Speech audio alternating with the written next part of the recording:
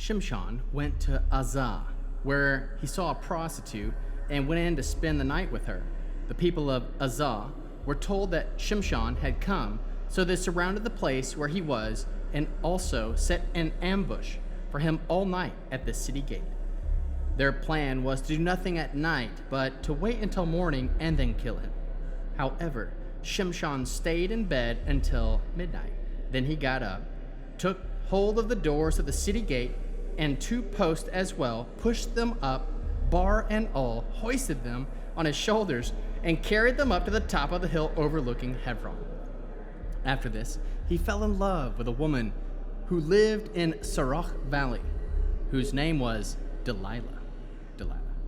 The chiefs of the Plishtim went up to her and said, "Coax him to tell us into telling you where his great strength comes from and how we can overcome him, so that we can tie him up and subdue him. If you do, each of us will give you 1,100 pieces of silver." Delilah said to Shimshon, "Please tell me what it is that makes you so strong, and how someone could tie you up and subdue you." Shimshon replied, "If they tie me with 7 fresh bowstrings that they have never dried, I will become as weak as any other man." The chiefs of the Plishtim brought up to her 7 fresh bowstrings, which had not been dried, and she tied him up with them. Now she had the people lying in wait in the inside room. So she said to them, "Shimshon, the Plishtim have come for you." But he snapped the bowstrings as easily as a piece of straw breaks when it touches fire, and the source of his strength remained unknown. Delilah said to Shimshon, "You're making fun of me, telling me lies. Now, come on, tell me what it takes to tie you up." "All it takes," he answered, "is to tie me up with new ropes that haven't been used. Then I'll become as weak and be like anyone else." So Delilah took new ropes, tied him up, and said, "Shimshon, the Plishtim have come for you." The people lying in wait were in the inside room. He broke the ropes off from his arms like a thread. Delilah said to Shimshon, "Tell me how you've been making fun of me and telling me lies. Tell me what it takes to tie you up." He said, "If you want to weave 7 locks of my hair across the thread on a loom." So she fastened her cloth work in the loom with a pin and wove his hair in. Then she said to him, "Shimshon, the Plishtim have come to you." He woke from his sleep, pulled away the loom, pin, and interwoven cloth. She said to him, "How can you say you love me when your heart isn't with me? 3 times you've made fun of me, and you haven't told me the source of your great strength." Every day she kept nagging at him, pressing on him, till it bothered him to death, so that he finally told her everything. He said to her, "No razor has ever touched my head, because I have been a Nazir of God since I was born. If someone shaves me, then my strength will leave me, and I will be like any other man." When Delilah saw that he had really confided in her, she sent and summoned the chiefs of the Plishtim with the message, "Come up this one last time, because he has finally told me the truth." The chiefs of the Plishtim went up to her and brought the money with them. She had him go to sleep in her lap and called for a man to shave off his 7 locks of hair. And she began tormenting him, but his strength had gone away. She said, "Shimshon, the Plishtim have come for you." He awoke from his sleep and said, "I'll get out this time, just as I shook myself loose before." But he didn't know that Adonai had left him.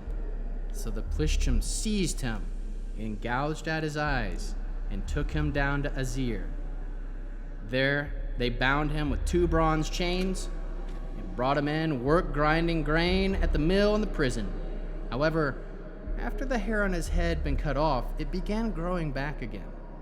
The chiefs of the Plishtim assembled to offer a great sacrifice to their god Dagon.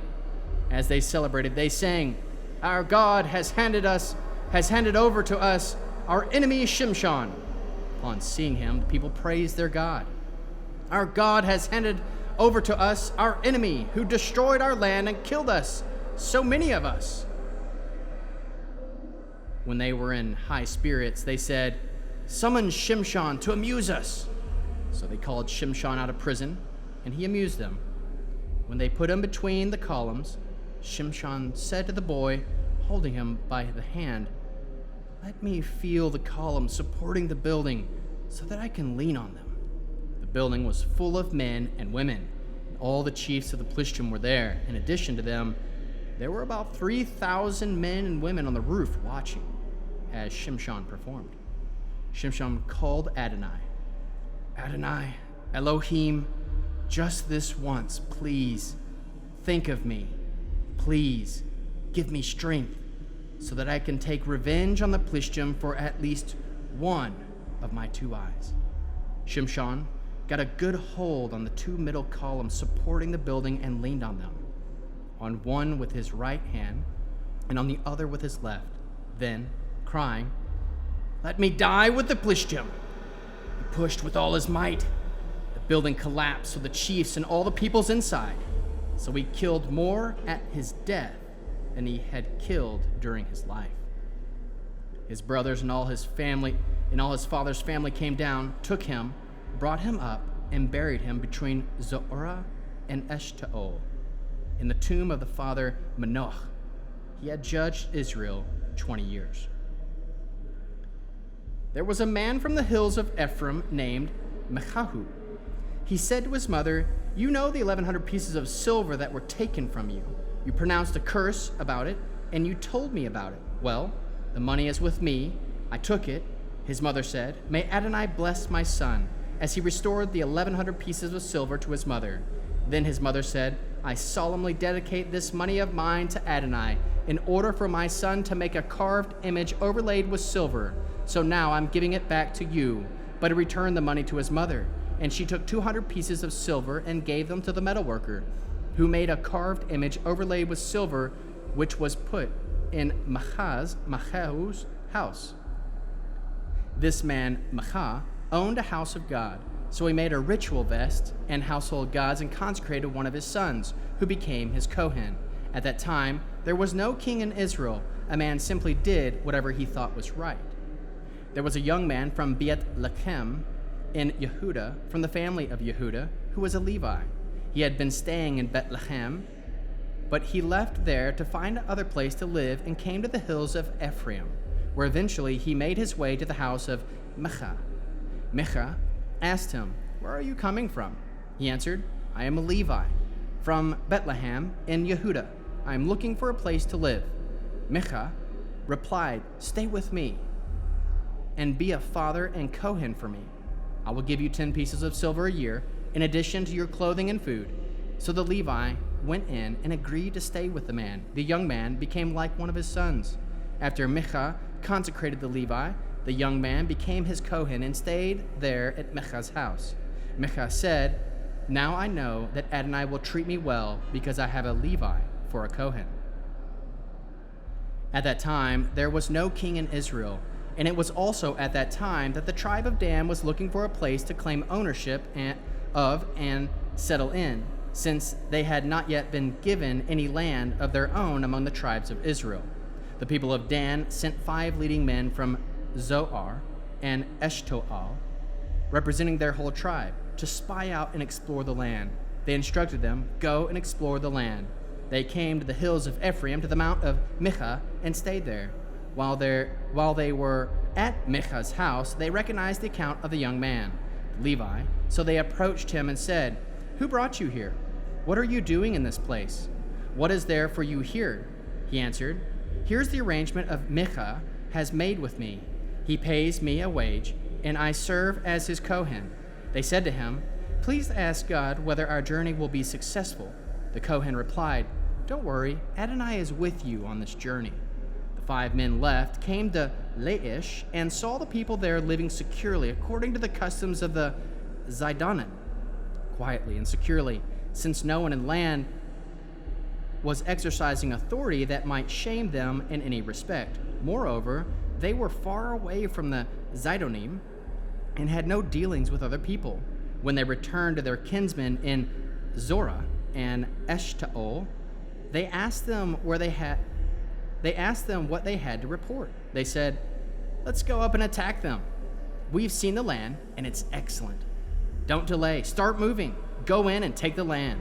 When you go, you will come to a people who feel safe. There's plenty of land. The place lacks nothing. It has everything there is on earth, and God has given it to you." And from the tribe of Dan, 600 men equipped for war set out from there, from Zorah and Eshtaol. They went up and camped in Kiryat Yearim in Yehudah, which is why the place is called Mechanadan, the camp of Dan, to this day. Actually, it's beyond Kiryat Yearim. From there they passed onto the hills of Ephraim and came to Micah's house. The men who had gone to spy out the land of Laish, then said to their kinsmen, "Are you aware that in these buildings there is a ritual vest, household gods, and carved image overlaid with silver? Decide what you ought to do." They turned off the road and went to the house of the young Levi, that is, Micah's house, and asked how he was doing. The 600 soldiers from Dan stayed at the gate, while the 5 who had spied out the land went in and took the idol overlaid with silver, the vest, and the household gods. The Kohen had stayed with the 600 soldiers by the gate. But when they went into Micah's house and took the silver-covered image, the vest, and the household gods, the Kohen asked them, "What are you doing?" They replied, "Be quiet, keep your mouth shut, and come with us. Be a father and a Kohen for us. Which is better, to be a Kohen in the house of one man, or to be a Kohen to a full tribe of the family of Israel?" This made the Kohen feel very good, so he took the ritual vest and the household gods and the image and went off with the people. So they turned and left with their children, cattle, and belongings, going ahead of them. When they were a good distance from Micah's house, the men who lived in the houses near his got together with him, overtook the people of Dan, and began shouting at them. The people from Dan turned and said to Micah, "What's wrong with you, that you've gathered such a crowd?" He answered, "You've taken away my God, which I made, and gone off with a Kohen. What more have I got? How can you ask me what's wrong with you?" The men from Dan replied, "You had best say no more to us, because some of us might get angry and attack you. You could lose your life, and so might the others of your household."